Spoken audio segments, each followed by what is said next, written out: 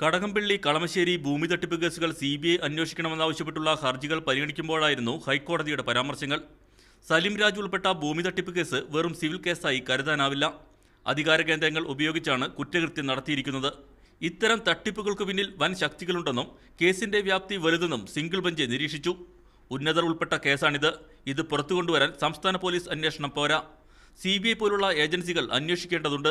ഭൂമി വാങ്ങുന്നതിനായി പണം മുടക്കുന്നതിന് പിന്നിൽ വലിയ ശക്തികളുണ്ടെന്ന് കരുതേണ്ടിയിരിക്കുന്നു. അധികാരത്തിലുള്ളവരോ രാഷ്ട്രീയക്കാരോ ആരു വേണമെങ്കിലുമാകാം സാമ്പത്തിക സ്രോതസ്. ഇക്കാര്യവും അന്വേഷിക്കേണ്ടതുണ്ട്. മുഖ്യമന്ത്രിയുടെ മുൻ ഗൺമാൻ ഉൾപ്പെട്ട കേസിന്റെ പരിണിതി സംസ്ഥാനം ആകാംക്ഷയോടെയാണ് കാത്തിരിക്കുന്നത്. അന്വേഷണം ശരിയായ രീതിയിലല്ലെങ്കിൽ ഇത്തരം തട്ടിപ്പുകൾ ആവർത്തിക്കപ്പെടുമെന്നും ജസ്റ്റിസ് ഹാറു അൽ റഷീദ് പരാമർശിച്ചു. CBI അന്വേഷണത്തിന് എതിർപ്പില്ലെന്ന് സർക്കാർ കോടതിയെ അറിയിച്ചു. അതേസമയം അന്വേഷണം ഏറ്റെടുക്കാനുള്ള ഗൗരവം കേസിനില്ലെന്ന് CBI അഭിഭാഷകൻ കോടതിയിൽ പറഞ്ഞു. ഹർജികൾ നാളെ ഹൈക്കോടതി വീണ്ടും പരിഗണിക്കും. അതേസമയം ഭൂമി തട്ടിപ്പ് കേസിൽ വിജിലൻസ് ഇന്ന് പ്രാഥമിക അന്വേഷണ റിപ്പോർട്ട് ഹൈക്കോടതി സമർപ്പിച്ചു.